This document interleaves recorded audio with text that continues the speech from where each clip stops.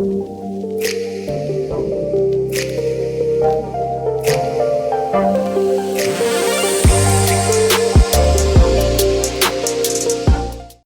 ናችሁ? የህይወት በቤት የዩቲዩብ ቻናል ተከታታዮች ሰላም ናችሁ? እንግዲህ ልጆቻችሁን በደንብ አግባብ እያያዛችሁ እንደሆነ ተስፋ አደርጋለሁ። የሚጠቅማችሁም ነገር እያገኛችሁ እንደሆነ ተስፋ አደርጋለሁ። አሁንም ደግሞ ባለፈው ከሚቀጥለው ሀሳብ ደግሞ የተለየውን ሁለቱን ነጥቦች እሰጣችኋለሁ። የወላጅ ድርሻ በሚል ልጆችን መጠበቅ የሚለውን ብዬ ልጆቻችን እንዴት መጠበቅ እንዳለብን በመጠበቅ ተግባር ውስጥ ምን በማድረግ ልጆች እንደሚጠበቁ ከምን እንደሚጠበቁ አንስቼላችኋለሁ። ለዚህ የሚያልፈውን ቪዲዮ መመልከት ትችላላችሁ። አሁን ደግሞ ዛሬ ደግሞ ሁለት የወላጅ ተግባሮችን እሰጣችኋለሁ። የመጀመሪያው ልጆችን ዲሲፕሊን ማስያዝ ነው። ከዛ ሁለተኛ ደግሞ ለልጆች ምንጭ መሆን ነው፣ መነሻን ነገር መስጠት ነው። ይህ የተረሳ ሀሳብ ነው። እሱም ላይ ሀሳቦቼን እሰጣችኋለሁ። ጥሩ ወላጅ ዝም ብሎ አይገኝም፣ በድል አይገኝም፣ አይሽምጠጥም። ጥሩ ልጅ የሚገኘው ተሰርቶ ነው። ጥሩ ልጅ ለማግኘት ምንም ሳያረጉ ከቀሩ ምኞት ብቻ ነው። የሰውን ጥሩ ልጅ እያየ የኔ ልጅ ተበላሽቷል ማለትም ልክ አይደለም። የሌላን ሰው ልጅ ጥሩ ያደረገ ነገር የተሰራ ስራ እንዳለ ሁሉ የእኛንም ደግሞ ልጆች ጤናማ ትክክለኛ ሊያደርግ የሚችል ደግሞ ስራ መስራት ይጠበቅብናል ማለት ነው። እነዚህ ስራዎች ምንድን ናቸው? አንደኛው መጠበቅ ነው። በሁለተኛ ደረጃ ደግሞ ዛሬ ማነሳው ዲሲፕሊን ማስያዝ ነው። ልጆችን ዲሲፕሊን ማስያዝ ነው። ዲሲፕሊን ማስያዝ ማለት መቅጣት በሚል ብቻ አትውሰዱት። መቅጣት በልጅ በማሳደግ ሂደት ውስጥ ልክ ነው። ለአመፀኝነታቸውና ለቸልተኝነታቸው ያውም ደግሞ አሳውቀን ነገርን አስተምረናቸው እምቢ ሲሉ ልንቀጣቸው እንችላለን።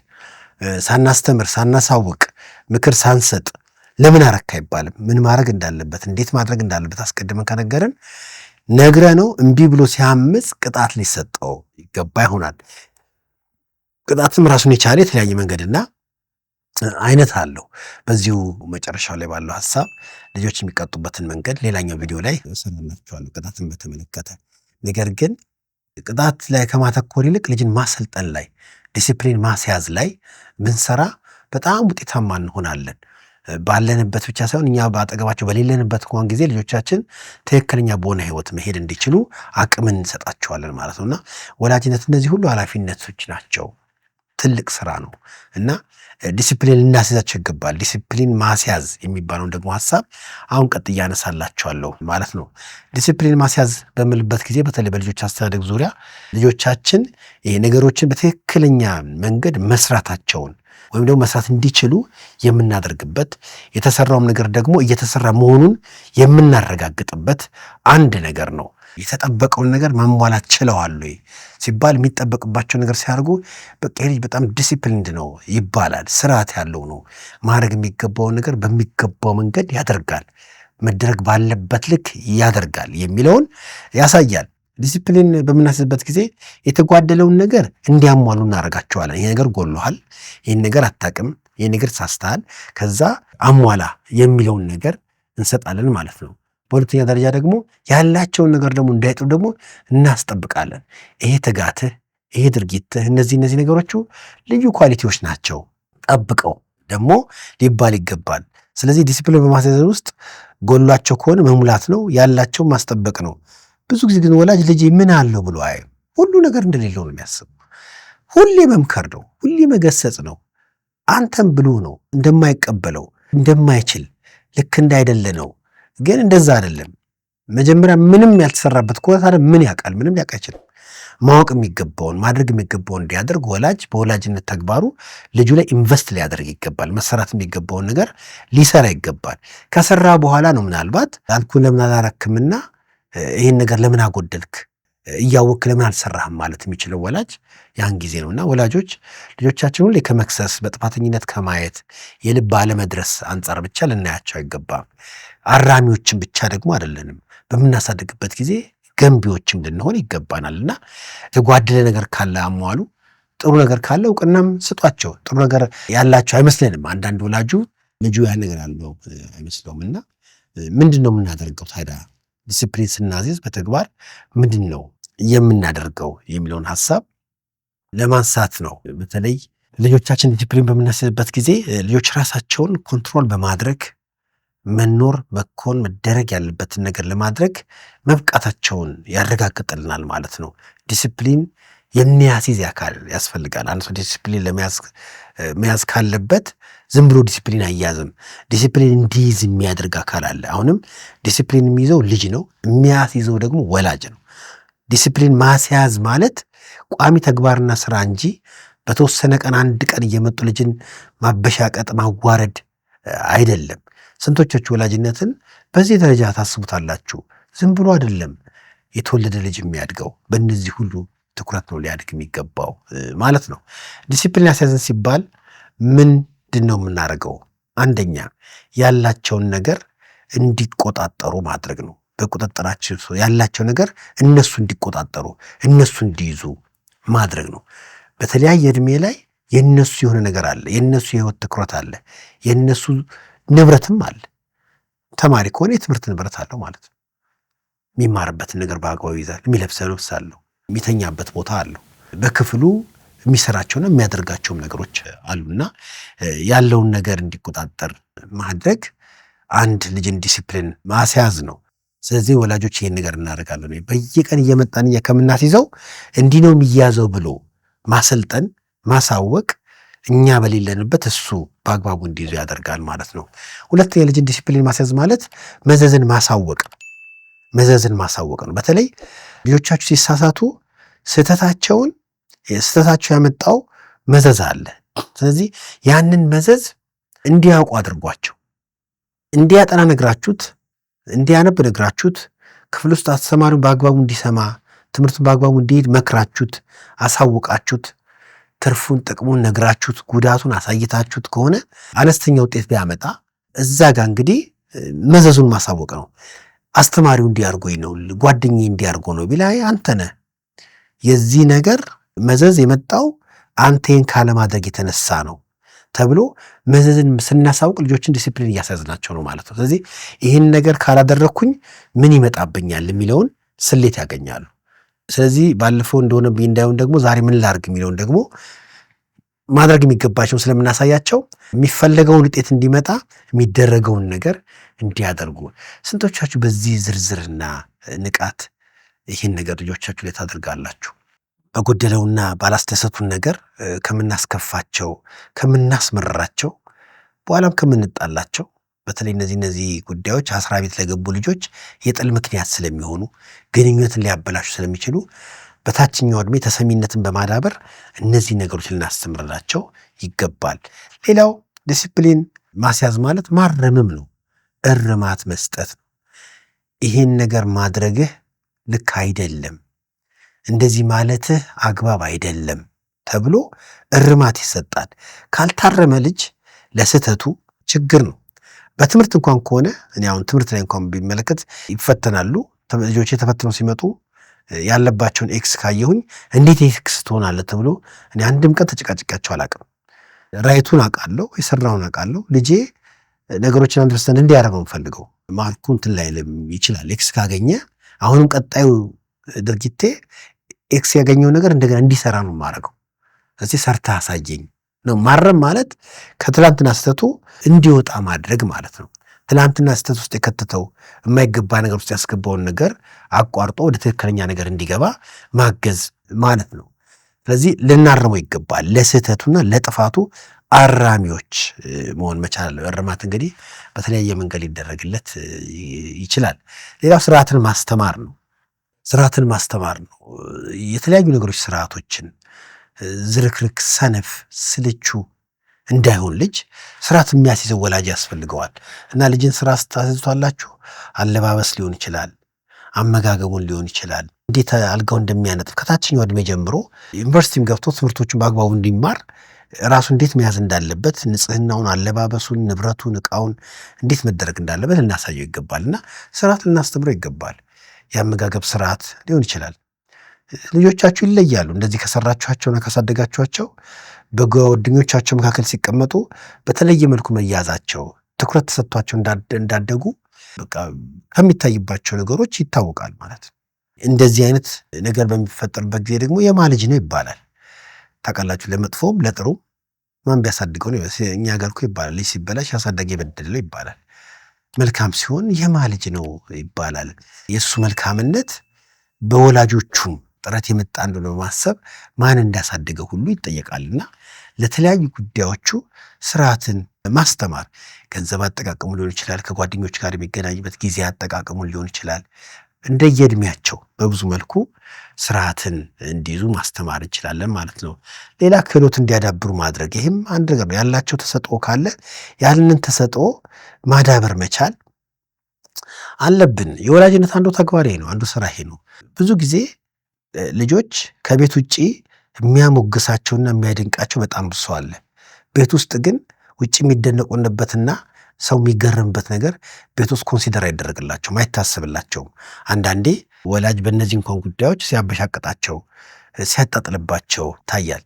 ልጅ በመጀመሪያ ደረጃ ንቅት ብሎ አቅሙን አዳብሮ የሚመጣው ክህሎቱን አዳብሮ የሚመጣው ከቤቱ በሚያገኘው ነገር ነው። እንግዲህ የብዙ ሰዎችን ታሪክ ማጥናት ትችላላችሁ። የቤታቸውን ወንበር ሽጠው፣ የቤታቸውን ጭልፋ ሽጠው ለልጆቻቸው ይሄ ሰው ይሄ ታለንት አለው፣ የሙዚቃ መሳሪያ መጫወት ሲሆን ከሙዚቃ ጋር ዝንባሌ ያለው፣ እንዲህ አይነት ዝንባሌ ያለው በሚል የሚያግዘውን ነገር የገዙ ሰዎች አሉ። ዛሬ ወንበር ሽጠውለት ይሆናል፣ ዛሬ ጭልፋ ሽጠውለት ሊሆን ይችላል። ነገር ግን ነገ ምን የሚገዛ ነገር ከልጃቸው የተቀበሉ በጣም ብዙ ወላጆች አሉና ልጅ ላይ የሚደረግ ማንኛውም ነገር ኢንቨስትመንት ነው። ዛሬ ኢንቨስት ስናደርገው ፍሬ ነገ ይሰጠናል፣ የሚያመጣልን ውጤት አለ ማለት ነው። ስለዚህ ክህሎት እንዲያዳብሩ አይዞ በርታ ብቻ አይደለም፣ በዛ ጉዳይ ላይ ነገሮችን ማቅረብ ነው። የሚገዙ ነገሮች ካሉ በምንችለው መልኩ የምናቀርብላቸው ነገሮች ካሉ ክህሎታቸው እንዲያዳብሩ ጊዜ እንዲሰጡ፣ ከዛ ነገር ጋር የተያዘ አካል ካለም ወደዛ መውሰድ ሊሆን ይችላል። ቤት ውስጥ የሚያስፈልጋቸውን ነገሮች ማቅረብ በተቻለ መጠን ብቻ በብዙ መልኩ ያላቸውን ክህሎት እንዲያዳብሩ ብናደርግ ልጆቻችን በሁሉም አቅጣጫ ዲሲፕሊን ይሆናሉ። በሙያቸው፣ በህይወታቸው፣ በትምህርታቸው፣ በመንፈሳዊ ህይወታቸው አንድን መስመር ጠብቀው ማድረግ የሚገባቸውን ነገር በሚገባ መንገድ እያደረጉ እንዲሄዱ ያግዛቸዋል ማለት ነው። ታዲያ ይህንን ዲሲፕሊን ማስያዝ የመቼ መቼ ስራ ነው ካላችሁኝ፣ የዕለት ተዕለት ስራ ነው። በየቀን ነው። ከነሱ ጋር ኢንተራክት ባደረግን ቁጥር የሆነ ቫሊዩ መጨመር መቻል አለብን። ባወራን ቁጥር፣ በተገናኘን ቁጥር፣ በተጫወትን ቁጥር፣ አብረን በተዝናናን ቁጥር፣ አብረን በሁሉም አቅጣጫ ማለት ይቻላልና ዕለት ዕለት የምንሰራቸው አጋጣሚዎችን ስናገኝ እዛው ጋር መደረግ የሚገባውን ነገር ስናደርግ ዕለት ዕለት ልጆቻችን ላይ እየተጋን ነው ማለት ነው። ስለዚህ በሁለተኛ ደረጃ ልጆችን ዲሲፕሊን ማስያዝ ነው። እንጠብቃቸዋለን፣ ዲሲፕሊን እናስይዛቸዋለን ማለት ነው። በሶስተኛና በመጨረሻ ደረጃ ደግሞ የወላጅነት ድርሻ ሶስተኛው ይሄ መነሻን ወይም ምንጭን ወይም ደግሞ ከወላጆቻቸው ነገርን በመቀበል እንዲጀምሩ ማድረግ ነው። ወላጅ ለልጁ መነሻ መሆን አለበት። ወላጅ ለልጁ ምንጭ መሆን አለበት። ወላጅ ለልጁ ይሄ የሚጀምረውን ነገር ከወላጁ በማግኘት እንዲጀምር ማድረግ መቻል አለበት ማለት ነው።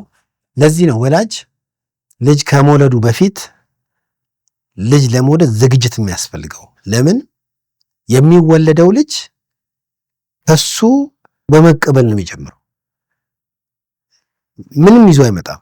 ልጅ ሲወለድ ወላጅ ለልጁ ማድረግ የሚገባውን ነገር ማድረግ መቻል አለበት።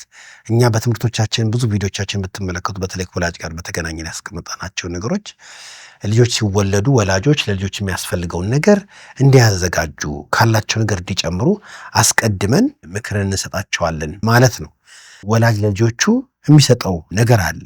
ወደዚህ ዓለም ሲመጡ ምንም ይዘው ስለማይመጡ የሚበሉት ከወላጅ ነው፣ የሚለብሱት ከወላጅ ነው፣ የሚጠበቁት በወላጅ ነው። ምንም ነገር የሚደረግላቸው ወላጅ አስቦላቸው የሚደረግ ነገር ነው። ስለዚህ ልጅ ከመውለዳችን በፊት ወላጆች ይህን ነገር ልናስብ ይገባል ማለት ነው። ለልጆቻችን እንግዲህ በተለይ ያደጉ ሲመጣ ከቅድሙ ጋር ይገናኛል፣ ከዲሲፕሊን ማስያዝ ጋር ይገናኛል። ዛሬ አቀብለናቸው ሰጥተናቸው ሊሆኑ ይችላል። ነገር ግን ዛሬ ቢቀበሉም ከኛ የተቀበሉትን ነገር ደግሞ በኃላፊነት መንፈስ እንዲይዙና እንዲጠቀሙ ማሳየት አለብን። አቅራቢነን ሰጪነን፣ ግን የሰጠናቸው ነገር ደግሞ እንዳይባክን ደግሞ እኛ የሚቀበሉትን ነገር በኃላፊነት መንፈስ ደግሞ እንዲይዙ ዲሲፕሊን በማስያዝ የወላጅነት ተግባር ውስጥ እንዳይባክን ማለት ነው እናስደርጋለን ማለት ነው። ልጅ ሲወለድ የሚመገበው የሚለብሰው ነገር ሁሉ ከወላጅ ነው። ይህን ነገር ደግሞ ለማድረግ ወላጅ ገንዘብ ያስፈልገዋል ማለት ነው። ገንዘብ ልጅ የሚፈልገውን ነገር ለማሟላት በቃ ወሳኝ ነገር ነው። ይሄ የወላጅ ኃላፊነታችን እንደሆነ በማወቅ በተቻለ መጠን ያው ከዚህ ቀደም ባሳየናቸው የወላጅነት ቪዲዮዎች ላይ ልጅ ለመውለድ ራሱ እኮ አስቀድሞ አንዱ የወላጅነት መለኪያ ራስን የመካድ የልጆችን ኃላፊነት የመቀበል ብቃት ላይ መድረስ ነው። ካለን ገንዘብ ካለን ጊዜ ላይ በመጀመሪያ ገንዘባችን ተጠቃሚ መሆን ያለባቸው ልጆች ናቸው እንጂ እኛ አይደለንም። ለልጆቻችን ይህን ነገር በማድረግ ይህን ነገር በመስጠት እንደዚህ በመሆን ልጆቻችን በአግባቡ ልናሳድግ ይገባል፣ ራስን በመካድ ማለት ነው። ስለዚህ ወላጆች ለልጆቻቸው የሁሉ ነገር ምንጭ ናቸው። የሁሉ ነገሮች ጀማሪዎች ናቸው። ላስተዳደጋቸው ብቻ አይደለም፣ ቢቻል አድገው እንኳን ወደ ራሳቸው ሕይወት በሚገቡበት ጊዜ ሲድመኒ ቢወስዱ ጤናማነት ነው። እኛ ሀገር አንድ የሚሰጥ ምርቃት ይሁን ርግማን ባላቅም እርግማን አይደለም ግን ምርቃት ግን አይደለም። ጧሪ ቀባሪ ያሳጣህ የሚባል ነገር አለ። ከበጎ ነገር እንደመጣ አውቃለሁ። ጧሪ ቀባሪ ያሳጣ ሲባል ወላጅ መጦርን ያስባል ማለት ነው። ምንም ችግር የለም። ወላጆቻችንን ስለምናከብራቸው ማድረግ አለብን። ግን ወላጅ ልጁን ነገ ይጦረኛል ብሎ መጦሪያውን አስቀምጦ መሄድ አለበት። ሲያድግ ሲኖር በመጦሪያ ጊዜ የምኖርበት ብሎ ማሰብም አለበት። ስለማናስብ ነው የማናደርገው እንጂ ብዙ ነገር አጥሮንም አይደለም። የሚያስብ ከሆነ መስራት በሚችልበት ጊዜ መስራት ለማይችልበት እድሜ የሚሆንን ነገር ማስቀመጥና መያዝ ይችላል። በዛም ደግሞ እርጅና፣ የጤና ሁኔታ መስራት የማይቻልበት ወቅት እንዳለ በማወቅ ዛሬ አስቦ ያንን ቀን ከዛሬውን ቢዘጋጅ በወጣትነት ጊዜ ነገ መኖሪያውን ሊያዘጋጅ ይችላል። እንደዚህ ነገር ሲነሳ ብዙ ጊዜ የዛሬስ መች ተኖረ፣ የዛሬስ አቅም ይባላል። ግን ይሄ ሜንታሊቲ ነው፣ አስተሳሰብ ጉዳይ ነው። የአቅም ጉዳይ ነው አይመስለኝም። ማሰብ ከተቻለ አቅምን ማሳደግ ስለሚቻል ማለት ነው። አለዚያ ልጅ ይጥሮኝ ማለት እኛ ኑሮ ከከበደን ልጅ ሳይከብደው የራሱን ኑሮ በአግባቡም ከኖረልኝ ለእኔ ትልቅ ስኬት ነው። እንደገና እኔ ከሱ ገንዘብ ጠባቂ መሆን የለብኝ። ነገ ሳስብ የነገ የልጄን ሕይወት ለማቅለል ቢችል እሱም ለልጁ ያውርስ።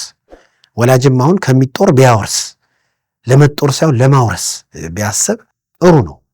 እና አሉ የማታ እንጀራ ይስጥ፣ ጧሪ ቀባሪ ያሳጣ ምናምን ይባሉ። ለምን የቀን አይኖረኝም? እኔ ራሴ አንዳንድ የሚባባሉ ነገሮች እንደ ጥሩ ቢታሰቡ ልክ አይደል። እኔ በዚህ ዕድሜ ልጅ ካለኝ ካሳስብ ማውረስን ባስብ ምን አለበት? መጦርን ከማስብ ልጄ ስላሳደግኩት እናቱም ሕይወቷን ስለሰጠችው በወላጅነቷ ማድረግ የሚገባውን ነገር ያድርግ። ግን መጦርኛ መጠበቅ የለብንም ማለት ነው። ወላጅ ሰጪ ነው። ወላጅ የሚሰጥ መሆን አለበት። ሁሉም ነገር ነው የሚሰጠው። ፍቅር ይሰጣል፣ እድገት ይሰጣል፣ እንክብካቤን ይሰጣል፣ ጥበብን ይሰጣል፣ አቅርቦትን ይሰጣል፣ ሕይወቱን ይሰጣል፣ ገንዘብ ይሰጣል፣ ጊዜ ይሰጣል፣ ትኩረት ይሰጣል። ወላጅ ጋር ከልጅ መቀበል የሚባል ነገር ልክ አይደለም። አንዳንዱ ዛሬ የተወለደን ልጅ ገና ጡት ዛሬ ነው የሚጠባው ነገ ይጦረኛል ብሎ ያስባል። እንደዚህ አግባብ አይደለም። ጧሪ ቀባሪ ያሳጣ መቅበር ያው ወደው ነው ማንም ይቀብረኛል ለኔም ተብሎ አይደለም። የሚቀብር ደግሞ አይጠፋም፣ ቤተሰብም አለ። ጧሪ የሚለውን ግን አስተሳሰባችን እንደምናስተካክል ወላጅ የልጁን ኑሮ ቢያቀል ልጅ የልጅን ኑሮ፣ ስለዚህ የሚቀጥለው ትውልድ እኛ ከኖርንበት በላይ ኑሮና ሕይወቱ ቀለል ይልለታል ማለት ነው። ስለዚህ ወላጆች ለልጆች መነሻ እንደሆነ ልናቅ ይገባል። ከኛ መቀበልና የምንሰጥ ነገር እንዳለ ልናስብ ይገባል። ወላጅ መነሻ ነው። መስጠትን ማስጀመር አስቦ መውለድም አለበት። የወላጅ አስተሳሰብ ሰጪነት መሆን አለበት። ጊዜ ስጡ፣ ፍቅር ስጡ፣ እንክብካቤ ስጡ፣ ምግብ ስጡ። በቃ ለልጅ የሚያስፈልገውን ነገር መስጠት የሚባለው የእኛ ትኩረት ነው። በእርግጠኝነት ለመናገር ከወላጁ መቀበል የሚገባው የተቀበለ ልጅ ወላጁ እንደ ባለውለታ ማየት ይችላል። ተገዶም አይደለም፣ አክብሮ ቸግሮንም አይደለም፣ የማክበሪያ መግለጫቸው አድርገው ከልጆቻችን ልቀበል ይችላልና ከልጅ ለመቀበል እያሰቡ ማሳደግ የለብንም። ስለዚህ ምናልባት በዚህ ቪዲዮ አንድ የምትደመስሱት ወይም የምትሽሩት አንድ አቋም ይሄ ይሁን። ከልጅ ለመቀበል እያሰብ ልጅን ማሳደግ የለብንም። ልጆቼ እንዲቀበሉ ካረኩኝ የማቀብለው ካገኘሁኝ ራሱ በጣም ስኬት ነው። እነሱን ስላሳድግም ደግሞ እንዲሰጡ ለሌላው ለእኔም አይደለም ለወንድሞቻቸው ይስጡ፣ ለልጆቻቸው ይስጡ። መስጠት የህይወት አንዱ ክፍል ነው። ግን ወደኋላ አይደለም የሚመለሰው፣ ወደፊት ቢሄድ ጥሩ ነው። በጎነት ወደፊት ሲሄድ ትውልድን ይፈውሳል። ወደኋላ ግን ሲሆን ብድር ይመልሳል። ለልጄ ባረኩለት ቁጥር አይደለም ወደ እኔ እንደገና ልቀበለው ማስበውና እኛ ሰተን በማሳየት ካሳደግ ነው ነገም እሱ ደግሞ ለልጁ እየሰጠ ልጁን ያሳድጋል ማለት ነው። እንግዲህ ወላጆች የወላጅነት ድርሻችን የመጀመሪያው መጠበቅ ነው። ሁለተኛው ዲሲፕሊን ማስያዝ ነው። ሶስተኛ ደግሞ ምንጭ መሆን ነው። መነሻን መስጠት ነው። ከተወለዱ ጀምሮ ሰጪነታችንን ማጣት የለብንም ማለት ነው። እንግዲህ በሚቀጥለው ደግሞ ቪዲዮ ላይ መዘዝና ውጤትን ከማሳወቅና ከማስያዝ አኳያ አንድ ሀሳብ እሰጣችኋለሁ። በዚሁ መስመር ላይ ያለ ነገር። ዛሬ ስላዳመጣችሁ እጅግ አድርጌ አመሰግናለሁ። እንደተለመደው ጥያቄ ካላችሁ ልጠይቁ እንችላላችሁ። እግዚአብሔር ይስጥልኝ።